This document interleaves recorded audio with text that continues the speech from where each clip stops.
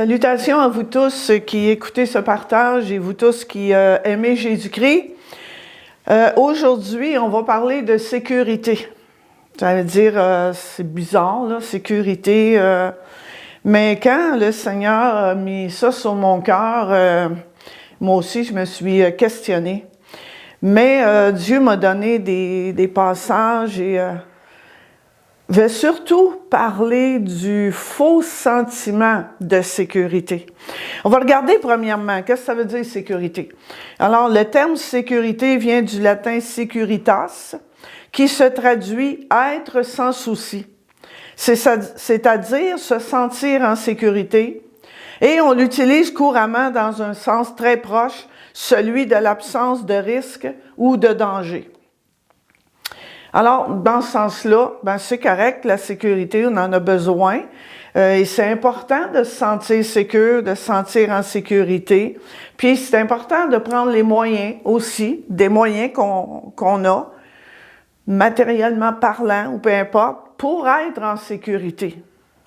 Et c'est important aussi de développer ce sentiment de sécurité-là chez les jeunes enfants.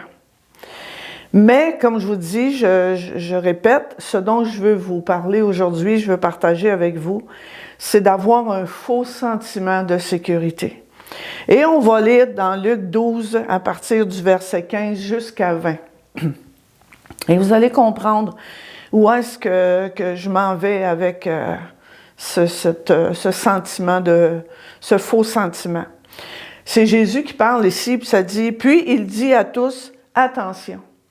Gardez-vous de tout amour des richesses, car la vie d'un homme ne dépend pas de ses biens, même s'il est très riche. » Il leur raconta alors cette parabole. Un homme riche avait des terres qui lui rapportèrent de bonnes récoltes. Il réfléchissait et se demandait, « Que vais-je faire? Je n'ai pas de place où amasser toutes mes récoltes. » Puis il ajouta, « Voici ce que je vais faire. Je vais démolir mes greniers, j'en construirai de plus grands, j'y amasserai tout mon blé et mes autres biens. Ensuite, je me dirai à moi-même, mon cher, tu as des biens en abondance pour de nombreuses années. Repose-toi, mange, bois et jouis de la vie. Mais Dieu lui dit, insensé, cette nuit même, tu cesseras de vivre.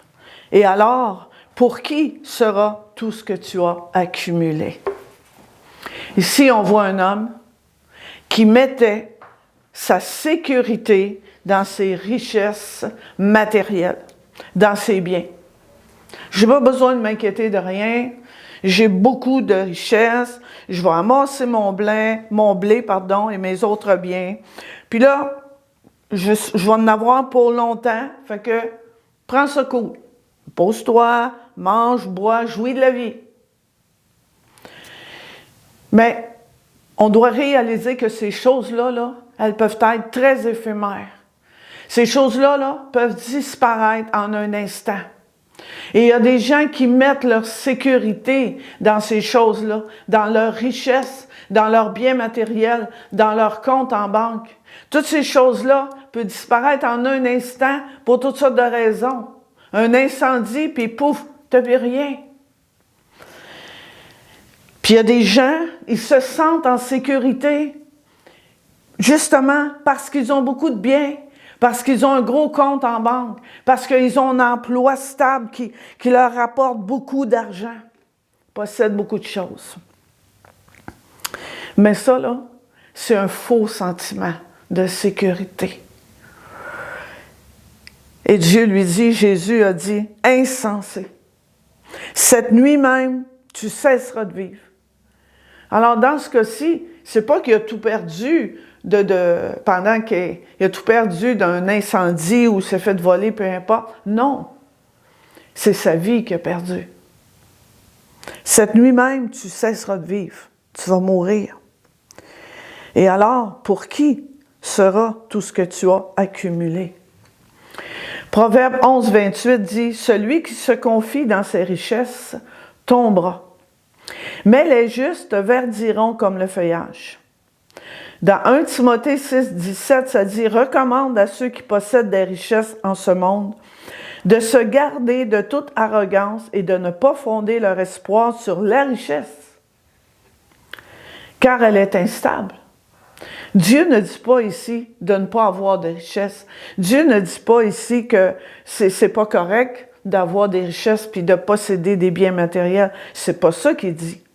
Mais il dit de ne pas fonder ton espoir, de ne pas mettre ta sécurité sur ta richesse, car elle est instable. Il dit qu'ils placent leur espérance en Dieu, qui nous dispense généreusement toutes ses richesses pour que nous en jouissions. En tant qu'enfant de Dieu, particulièrement, évidemment, ma sécurité n'est pas dans mes biens matériels. Puis vous savez, ce n'est pas nécessaire d'en posséder beaucoup pour mettre notre sécurité. On peut avoir peu de biens matériels. On peut avoir peu d'argent dans notre compte en banque, mais on peut quand même mettre notre sécurité dans le peu que nous avons.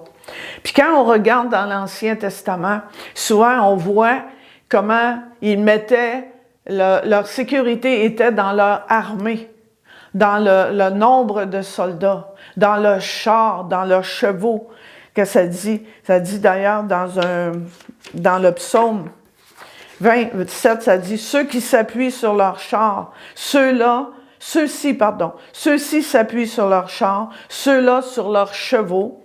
Nous invoquons le nom de l'Éternel, notre Dieu. » Où était la sécurité des gens de Jéricho?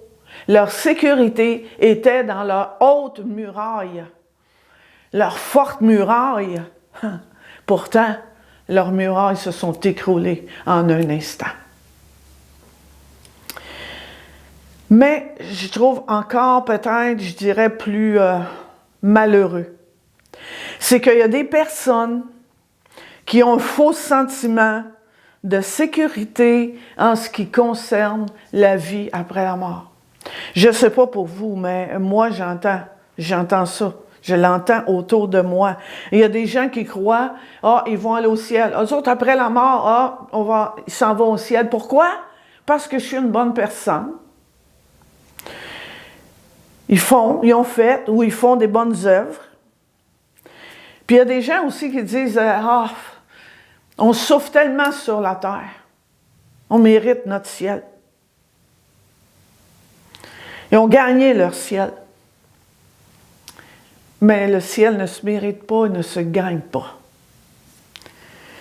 Le ciel ou le salut, c'est par grâce que nous l'obtenons. Il y a plusieurs aujourd'hui, la majorité des gens, je dirais, ne croient plus. Ils ont un faux sentiment parce qu'ils ne croient plus que le péché existe. Ils ne croient plus que l'enfer existe. Et tous ces mensonges-là qui viennent de l'ennemi, qui viennent du fait que les gens ont renié Dieu ou abandonné Dieu, bien justement, ces mensonges-là amènent les gens dans un faux sentiment de sécurité quant à ce qui va leur arriver après la mort. Et ça, c'est triste. C'est vraiment triste. Parce que, comme je vous dis, ce sont des mensonges de l'ennemi. Ma sécurité, elle est dans la parole de Dieu. Ma sécurité, c'est la vérité de la parole de Dieu. C'est dans ce que Dieu dit. Et Jésus a dit, « Je suis le chemin, la vérité et la vie. Nul ne vient au Père que par moi. » Dans Actes 4, 12, ça dit « Il n'y a de salut en aucun autre, car il n'y a sous le ciel aucun autre nom qui ait été donné parmi les hommes par lequel nous devions être sauvés. » Car c'est par la grâce que vous êtes sauvés par le moyen de la foi, et cela ne vient pas de vous, c'est le don de Dieu. Et quand les gens croient qu'il n'y a plus de péché, la Bible dit « Tous ont péché. Tous ont péché et sont privés de la gloire de Dieu. » Alors, ce sont vraiment des mensonges qui amènent les gens à être, indifférents, insouciants. Je dirais plus insouciants de ce qui va arriver après leur mort. Ma sécurité n'est pas dans les biens que je possède. Elle n'est pas dans mes capacités. Puis elle n'est pas dans mes capacités à me sauver moi-même parce que je ne peux pas me sauver moi-même. Le salut est en Jésus-Christ et Jésus seul. Dieu a pourvu à mon salut en envoyant Jésus mourir sur la croix. C'est lui qui pourvoit à tous mes besoins. C'est lui qui est ma sécurité. C'est en Jésus et en Jésus seul qui est ma sécurité pour ma vie présente sur la terre et pour ma vie future, pour la vie éternelle.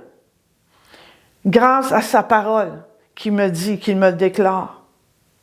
Psaume 4, 8 dit « Je me couche et je m'endors en paix, car toi seul, Éternel, tu me donnes la sécurité dans ma demeure. Tu me donnes la sûreté, la confiance, la tranquillité dans ma demeure. » Oui, c'est bien de mettre des serrures à nos portes, là.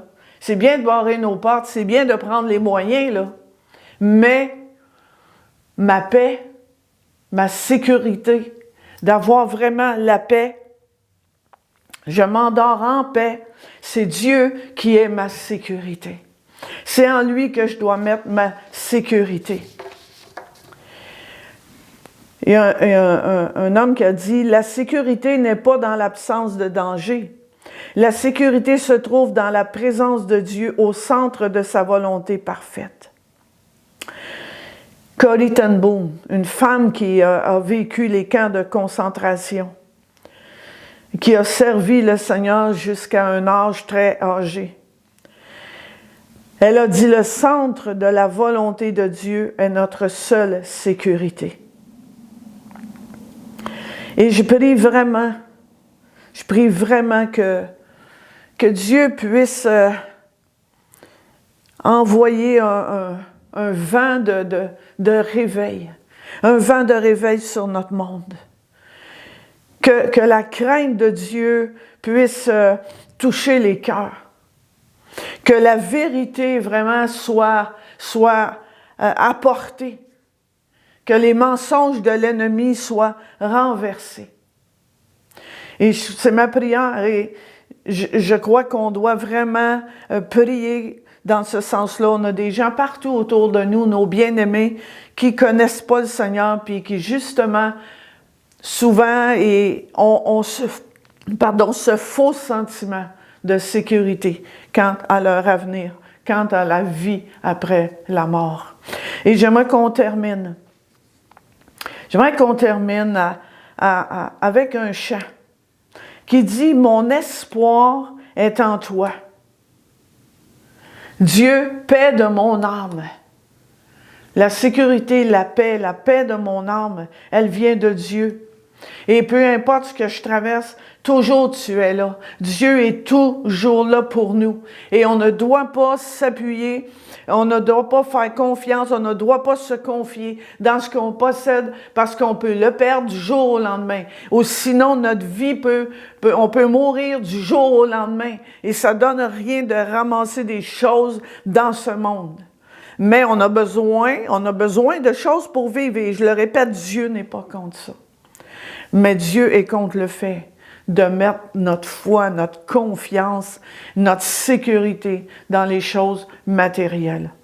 Alors, qu'on puisse vraiment ouvrir notre cœur au Seigneur et le déclarer, mon espoir est en toi et en toi seul. Et j'aimerais prier avec vous. Père Céleste, toi seul est notre sécurité, toi seul est ma sécurité. Et je prie, Seigneur, que tu ouvres les yeux. Seigneur Dieu, que tu ouvres nos yeux. Seigneur, que vraiment on puisse s'appuyer sur toi seul. Mais aussi que tu ouvres les yeux des gens qui ne te connaissent pas et qui croient que lorsqu'ils vont mourir sans toi, ils vont aller au ciel. Parce qu'ils ont cru les mensonges de l'ennemi, les mensonges qu'ils entendent partout autour d'eux. Et Seigneur, je prie que tu ouvres leurs yeux spirituels, que les mensonges de l'ennemi soient renversés au nom de Jésus, qu'ils puissent connaître la vérité, qu'ils puissent connaître ta vérité, que oui, le péché existe encore aujourd'hui et que sans ta grâce, sans le sacrifice de Jésus sur la croix, sans le sang versé, on ne peut être sauvé. C'est par toi et par toi seul, Jésus. Tu es le chemin, la vérité et la vie. Et c'est toi seul qui ouvre le chemin pour aller à Dieu, à notre Père céleste.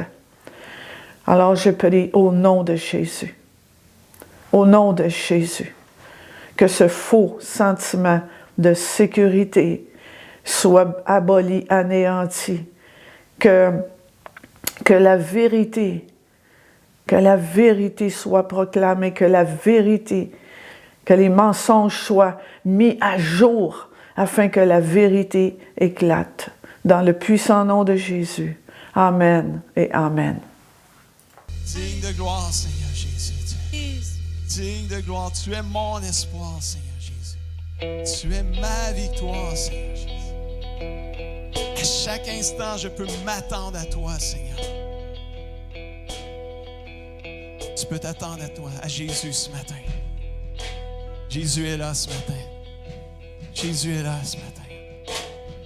Il est mon espoir, il est notre espoir. Il est l'espoir du monde ce matin. On veut le chanter, on veut le déclarer ce matin. Mon espoir est en toi, Seigneur. Mon espoir est en toi. Mon espoir n'est pas, Seigneur Jésus, dans ce monde, Seigneur, n'est pas dans des êtres humains, Seigneur, n'est pas dans un pasteur, dans un frère, une sœur, un ministère X, Seigneur. Mon espoir est en Jésus ce matin. Je veux le déclarer, je veux le chanter, je veux le confesser, Seigneur. Mon espoir, ma victoire est en toi ce matin. Mon espoir est en toi, ma victoire est en toi. À chaque instant, je peux m'attendre à toi. Encore une fois, mon espoir. Mon espoir est en toi, ma victoire est en toi. À chaque instant, je peux m'attendre à toi. Toi, ma lumière, paix de mon âme, toi seul me sauve, toujours tu es là. Toi ma lumière, paix de mon âme, toi seul me sauve, toujours tu es là.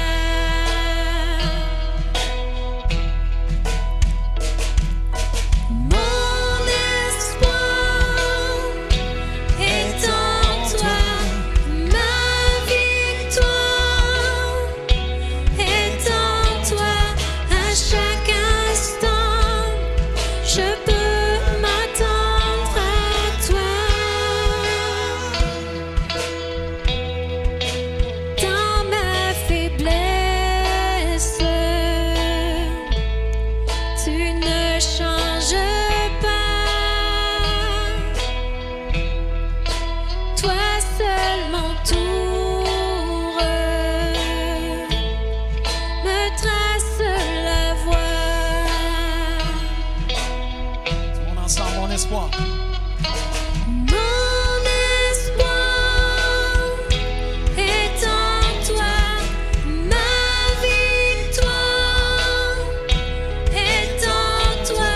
À chaque instant, je peux m'attendre à toi. Mon espoir, Seigneur. Mon espoir est en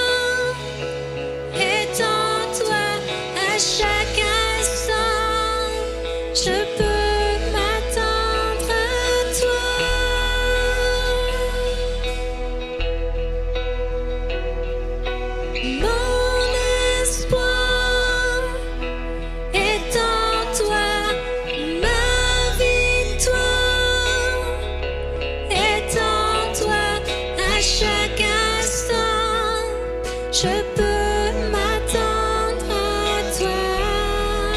Chaque instant, je peux m'attendre à toi, Seigneur.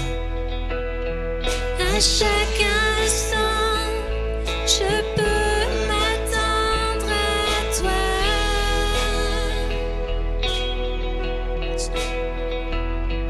À chaque instant, Oh, Dieu veut toucher je les cœurs ce matin. peux m'attendre à toi. Dieu veut toucher les cœurs ce matin. Il y a des besoins partout dans l'Église, il y a des besoins partout dans les maisons. Je crois dans la grâce de Dieu ce matin. Je crois dans le secours de Dieu. Je crois dans le soutien de Dieu ce matin. Dieu a une grâce pour toi ce matin. Dieu a un secours pour toi ce matin. Là où tu es, ici ou à la maison, Dieu veut toucher ton cœur. Dieu veut te faire du bien. Reçois ce matin. Reçois une touche de Jésus, une touche de sa grâce, une touche de son amour et de sa compassion ce matin. Attends-toi, toi. Attends-toi, Jésus. Tu peux t'attendre à lui ce matin. À chaque instant, Seigneur. Je peux m'attendre à toi, Seigneur. Est-ce qu'on peut chanter encore à chaque instant? Je peux m'attendre. À chaque instant, je peux m'attendre à toi. Encore une fois. Toute l'Église ensemble, à chaque instant. À chaque instant, je peux m'attendre à toi. C'est trop bon. C'est toi qui Que le fais. l'Église chante à son Dieu à chaque instant. À chaque instant, je peux m'attendre à toi. Une toute dernière fois. Ton instant, c'est maintenant pour toi. À chaque instant. À chaque instant, je peux